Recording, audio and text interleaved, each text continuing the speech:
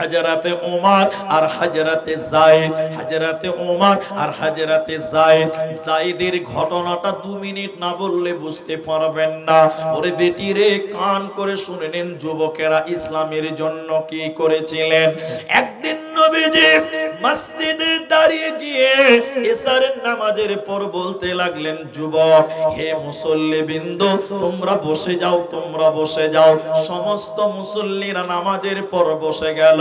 নবীজি বললেন, হে লোক সকল, ইসলামকে বাঁচাবার জন্য, দ্বীনকে রক্ষার জন্য, কোরআনকে বাঁচাবার জন্য যুদ্ধে যেতে হবে, জিহাদে যেতে হবে। এই জিহাদের কমান্ডার হবে কারা?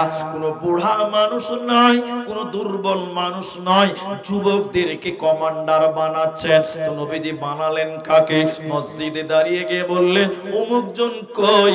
ফুলানুন ফুলানুন ফুলানুন অমুকজন কই? নবীজি 3 জন ব্যক্তির নাম বললেন। 1 নাম্বার নবী বলেন, যায়েদ রে, যায়েদ তুমি কোথায় আছো মসজিদে? যায়েদ হাত উঁচু করে বললেন, লাব্বাইক ইয়া রাসূলুল্লাহ। 2 নম্বর নবী বলেন, জাফর ইবনে আবি তালিব তুমি কোথায় আছো মসজিদে? সেও হাত তুলে উঁচু করে বললেন, লাব্বাইক ইয়া রাসূলুল্লাহ। নবীজি 3 নম্বর যুবককে দাঁড় করালেন। ওই যুবকের নাম আব্দুল্লাহ বিন রাওয়াহা।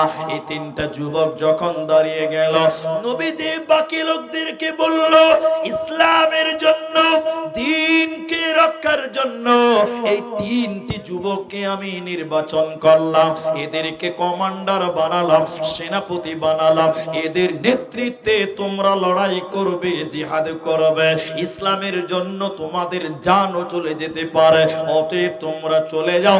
এই 3টা ছেলেকে বলল, তোমরা রেডি হয়ে এসো, বাড়িতে সালাম জানিয়ে এসো, তোমাদের জিহাদে যেতে হবে। আমি 3 জনের কথা বলছি না, একজনের কথা বলবো। যুবক দেখে ইসলামের জন্য তাদের আত্মত্যাগ, তাদের ত্যাগটুকু আপনাকে দেখাই। এ যুগের যুবকেরা তাদের কাছ থেকে শিক্ষা গ্রহণ করেন। নবীজির সাহাবী জাফর চলে গেল, আব্দুল্লাহ বাড়িতে চলে গেল, হযরতে যায়েদ মসজিদে দাঁড়িয়ে রইলেন। নবীজি বললেন, যাও তুমি বাড়িতে গিয়ে সালাম বিদায় নিয়ে এসো। হযরতে যায়েদ কাঁদতে কাঁদতে বলেছিলেন, ইয়া রাসূলুল্লাহ, আমি কোথায় যাব, কার কাছে বিদায় আনতে যাব? আমি তো আপনার কাছে লালিত পালিত হয়েছে, আমি আপনার কাছে মানুষ হয়েছে নবী আমার, অতএব আমি আপনার কাছে বিদায় নিতে হবে, আর কার কাছে বিদায় নিব? নবীজি তার জন্য দোয়া করেছিলেন, যুদ্ধে পাঠিয়ে দিলেন, জিহাদে পাঠিয়ে দিলেন। তারা কেউ বুড়া ছিল না, তারা সবাই যুবক ছিল। নিজের জীবনের মায়া তারা ত্যাগ করে যুদ্ধে চলে গেল। তারাও জানে হয়তো আজকের দেখাটাই রাসূলের সঙ্গে শেষ দেখা হয়ে গেল। এবার তারা যখন যুদ্ধে চলে গেল, বেঈমানেরা ওই 3 জন যুবকের ভিতরে একজনের ডান হাতকে এক কোপ দিয়ে কেটে ফেলে দিয়েছে। ডান হাতের হাড্ডি কেটে গেছে, শুধু চামড়াটা লেগে আছে, হাতটা লালবাল লালবাল লালবাল করে ঝুলছে।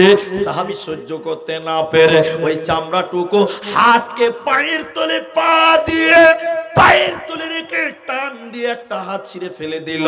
সাহাবী যুবকটা বা হাতে তলোয়ার নিল, বা হাতে তলোয়ার নিয়ে লড়াই করছে, যুদ্ধ করছে। বেঈমানেরা ওই যুদ্ধের ময়দানে এক কোপ দিয়ে তার বা হাতকে কেটে নিল, 2টি হাতকে কেটে টুকরো টুকরো করে দিল। সেই সাহাবী পড়ে গেল ময়দানে। এবার পেছন দিক থেকে বেঈমানেরা এক কোপে তার গলাকে আলাদা করে দিল, তার গলাকে মাথা থেকে আলাদা করে দিল। যুদ্ধের ময়দানে টুকরা টুকরা হয়ে গেল যুবক। সাহাবীরা লক্ষ্য করে দেখতে পাচ্ছে না তাদের সঙ্গীকে। দূর থেকে একজন দেখলো, ওই যে দেখতে পাওয়া যাচ্ছে ইসলামের পতাকা, কালেমার পতাকা দেখতে পাওয়া যাচ্ছে, কিন্তু সাহাবীকে দেখতে পাওয়া যায় না। বাকি লোকেরা দৌড়তে দৌড়তে দৌড়তে এসে দেখলো ওই রাসূলের সাহাবী, যুবক কমান্ডার সাহাবীকে বেঈমানেরা কেটে টুকরো টুকরো করে দিয়েছে। এরপরে দাঁত দিয়ে কামড়িয়ে ইসলামের পতাকাকে উত্তোলন করে রেখেছিল। তারা নিজের জীবন চলে গেছে, কিন্তু ইসলামকে নিচে নামতে দেয় নাই, কালেমার পতাকাকে নিচে নামতে দেয় নাই। তারা ছিল যুবক। আসহাবে কাহফের ঘটনা, তারা ছিল যুবক। আল্লাহ তাবারাক ওয়া তাআলা বলেন, ইন্নাহুম ফিতয়াতুন আমানু বিরাব্বিহিম, তারা কয়েকজন যুবক আমি আল্লাহ তাদের ঈমানের ভোল্টেজকে বাড়িয়ে দিয়েছিলাম। অতএব যুবক রে, তোমাদের মতন যুবকেরা নবীজির সঙ্গী হয়ে নিজের জীবনকে বিলিয়ে দিয়েছে। অতএব তোমরা আল্লাহর রাস্তায় সময় দাও, কিয়ামতের দিন আল্লাহ আরশের নিচে স্থান দেবে, তোমাদের কোনো চিন্তা রবে না, রবে না, রবে না।